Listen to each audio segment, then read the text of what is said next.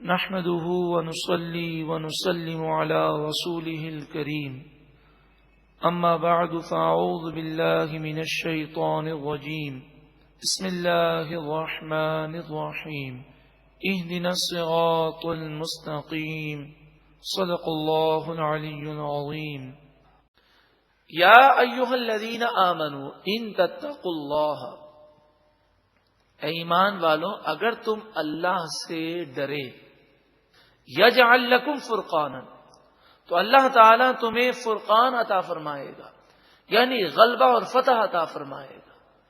ایک ہی شرط ہے، ان تتقوا اللہ۔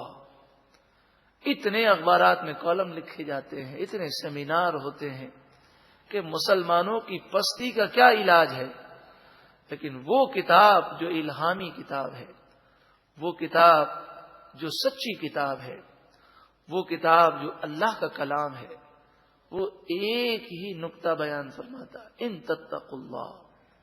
بس یہ چیز آ جائے تو مسلمان کی شکست ابھی فتح میں تبدیل ہو جائے۔ اگر تم اللہ سے ڈرو وہ تمہیں فرقان عطا فرمائے گا، فتح و نصرت۔ فرقان ایسی فتح کو کہتے ہیں کہ جس کے بعد باطل کے لیے کوئی گنجائش اور جگہ باقی نہ رہے۔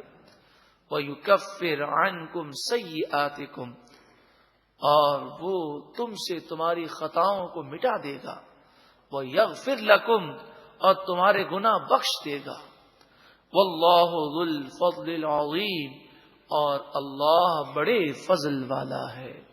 اللہ ہمیں بھی اپنا خوف، تقوی، پرہیزگاری عطا فرمائے۔ تقوی اور پرہیزگاری کے حصول کے لیے ختم قادریہ شریف بھی ایک ذریعہ ہے، جس میں جب اللہ تعالیٰ کے مبارک ناموں کا ورد ہوتا ہے تو اللہ کے ناموں کے ورد کے ساتھ ساتھ ہم اللہ کی نعمتوں کو یاد کرتے ہیں، اپنے گناہوں کو یاد کرتے ہیں۔ اور جب یہ ورد ہوتا ہے کہ اللہ دیکھ رہا ہے، اللہ سب سے بڑا ہے، تو یہی تصور ہے کہ جب رب العالمین دیکھ رہا ہے تو اسی سے ڈرنا اور تقوی اور پرہیزگاری کا اختیار کرنا ضروری ہے۔ تو بات یہ ہو رہی تھی کہ تقوی اور پرہیزگاری مل جائے تو انسان کے لیے تمام نیکیوں پر عمل کرنا آسان ہو جاتا ہے۔ وَإِذْ، اور یاد کرو جب، يَمْكُرُ بِكَ الَّذِينَ كَفَرُوا، جب کافروں نے آپ کے ساتھ فریب کرنے کی کوشش کی، لِيُثْبِتُوكَ، انہوں نے یہ پلان بنایا کہ آپ کو وہ قید کر دیں، او یقتلوک، یا وہ آپ کو شہید کر دیں، او یخرجوک، یا وہ آپ کو مکے سے باہر نکال دیں، ملک بدر کر دیں۔ تو ہجرت سے تھوڑی دیر پہلے نبی اکرم صلی اللہ علیہ وآلہ وسلم کے متعلق کافروں نے ایک مقام پر بیٹھ کر میٹنگ کی، اور اس میٹنگ میں یہ فیصلہ کیا کہ ہم حضور نبی کریم صلی اللہ علیہ وآلہ وسلم کو مکہ مکرمہ سے باہر نکال دیتے ہیں تاکہ مکہ مکرمہ میں ان کا دین نہ پھیلے۔ تو ابلیس لعین وہ شیخ نجدی کی شکل میں آیا، حدیث پاک میں اس کا ذکر ہے۔ شیخ نجدی سے مراد یہ ہے کہ نجد کا اس نے حلیہ پہنا ہوا تھا، اور اس نے کہا کہ میں نجد سے آیا ہوں، انسانی صورت میں آپ کے مشورے کے لیے آیا ہوں۔ تو ان کافروں نے یہ سمجھا کہ یہ اہل نجد کا کوئی سردار ہوگا، تو ابلیس لعین نے کہا کہ یہ مشورہ ناقص ہے، کیونکہ یہ جہاں بھی جائیں گے ان کی زبان میں وہ تاثیر ہے کہ وہاں لوگوں کو مسلمان کر لیں گے اور پھر وہ مکے پر حملہ کریں گے۔ تو انہوں نے کہا ہم ایسا کرتے ہیں، ہم انہیں قید کر لیتے ہیں اور رسیوں سے باندھ کر کسی تہ خانے میں ڈال دیتے ہیں۔ تو ابلیس لعین نے کہا یہ مشورہ بھی ناقص ہے، اس لیے کہ ان کے صحابہ کرام ان سے اتنی محبت کرتے ہیں کہ وہ جان کی بازی لگا کر انہیں چھڑا لیں گے۔ تو کہا کہ پھر ہم انہیں شہید کر لیتے ہیں۔ تو ابلیس لعین نے کہا کہ اگر تم انہیں شہید کرو گے تو ان کا قبیلہ بنی ہاشم تمہارے خلاف جو کھڑا ہو جائے گا۔ ابو جہل نے کہا کہ ایسا کرتے ہیں کہ ہم اکیلے شہید نہیں کرتے بلکہ ہر قبیلے سے 2 جوان لیتے ہیں، اور پھر اس طرح ہوگا کہ ہر قبیلے پر قتل کا الزام ہوگا، تو بنی ہاشم ہر قبیلے کا مقابلہ نہیں کر سکیں گے اور وہ دیت پر راضی ہو جائیں گے۔ وَيَمْكُرُونَ، اور وہ فریب کر رہے تھے، وَيَمْكُرُ اللَّهُ، اللہ خفیہ تدبیر فرما رہا تھا. وَاللَّهُ خَيْرُ الْمَاكِرِينَ، اور اللہ کی خفیہ تدبیر سب سے بہتر ہے. پھر نبی اکرم صلی اللہ علیہ وآلہ وسلم کے مکان مبارک کو انہوں نے گھیر لیا، اور نبی اکرم صلی اللہ علیہ وآلہ وسلم حضرت علی کو اپنے بستر پر سلا کر انہیں اپنی چادر اوڑھا کر امانتیں دے کر، اور فرمایا صبح یہ امانتیں دے کر آ جانا، اے علی کافر تجھے کچھ نقصان نہیں پہنچائیں گے. اور آپ نکلے، سورہ یاسین شریف کی تلاوت کی، اور ایک مٹھی خاک کو لے کر کافروں کے سروں پر ڈالا. وہ ایسے اندھے ہو گئے کہ آپ انہی کے درمیان سے نکل گئے، کافروں کو محسوس تک نہ ہوا. وَإِذَا تُتْلَى عَلَيْهِمْ آيَاتُنَا، اور جب ان پر ہماری آیتیں پڑھی جاتی ہیں، قالوا، وہ کہتے ہیں، قد سمعنا، ہم نے سنا، لو نشاء لقلنا مثل هذا. کافر قرآن پاک کو بہت آسان سمجھتے، کہتے ہیں یہ تو کوئی مسئلہ ہی نہیں ہے. لو نشاء، اگر ہم چاہیں، لقلنا مثل هذا، اس کے جیسا کلام ہم بھی کہہ دیں.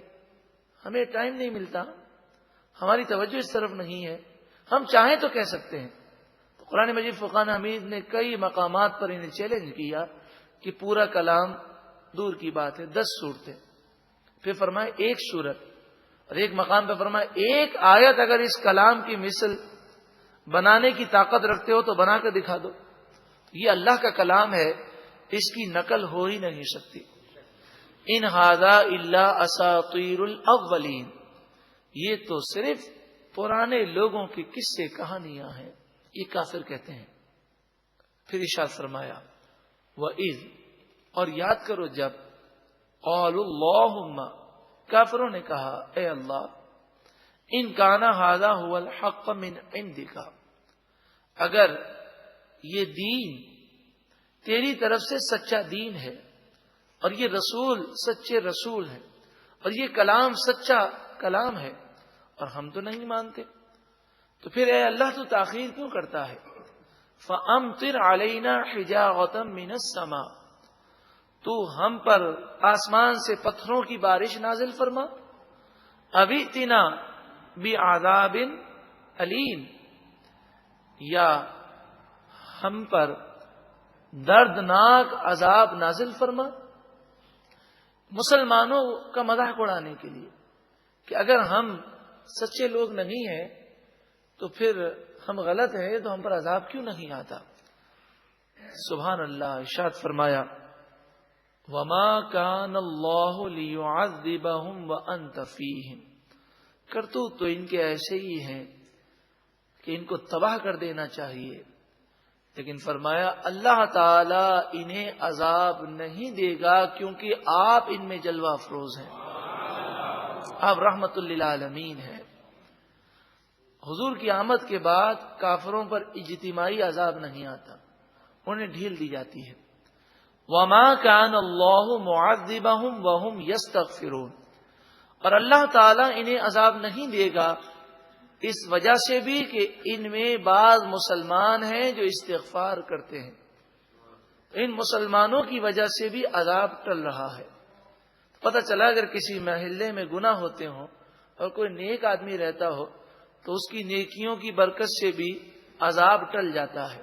حدیث پاک میں فرمایا ایک نیک آدمی کی برکت سے 40 گھر دائیں، 40 گھر بائیں، 40 گھر آگے، 40 گھر پیچھے اللہ تعالی رحمتوں کو نازل فرماتا ہے. تو جب نیک آدمی کی برکت سے اتنا فیض ملتا ہے تو خود اس کے گھر پر کتنی برکتوں کا نزول ہوتا ہوگا اور خود اس پر کتنا کرم ہوتا ہوگا.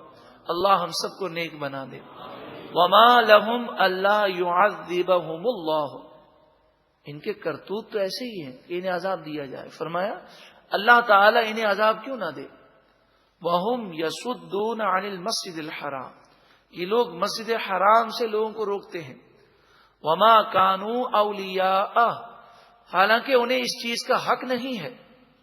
ان أَوْلِيَاؤُهُ إِلَّا الْمُتَّقُونَ، مسجد حرام کے متولی وہی ہو سکتے ہیں جو پرہیزگار ہوں.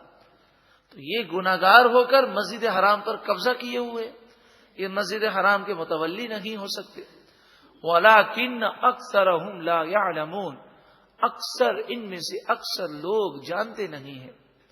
اور یہ کہتے ہیں ہم طواف کرتے ہیں، حج کرتے ہیں، نماز پڑھتے ہیں، وہاں پر ہماری عبادت، ان کی عبادت کا کیا انداز ہے؟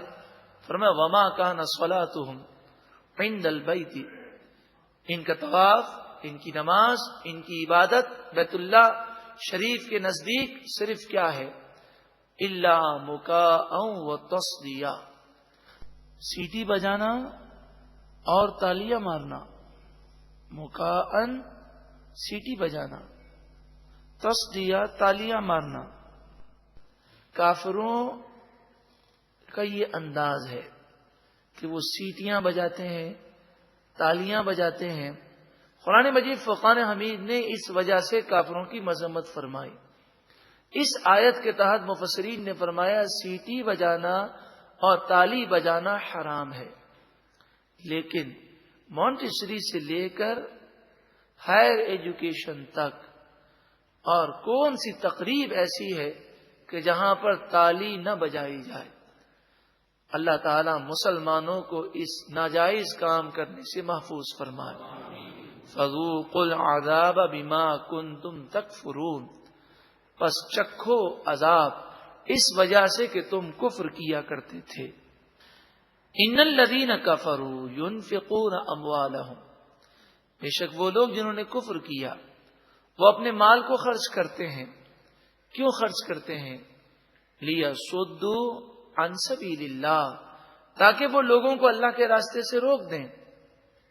آج بھی یہودی عیسائیوں میں سے جو اسلام کے دشمن ہیں وہ اربوں ڈالر سالانہ اسلام کے خلاف خرچ کرتے ہیں.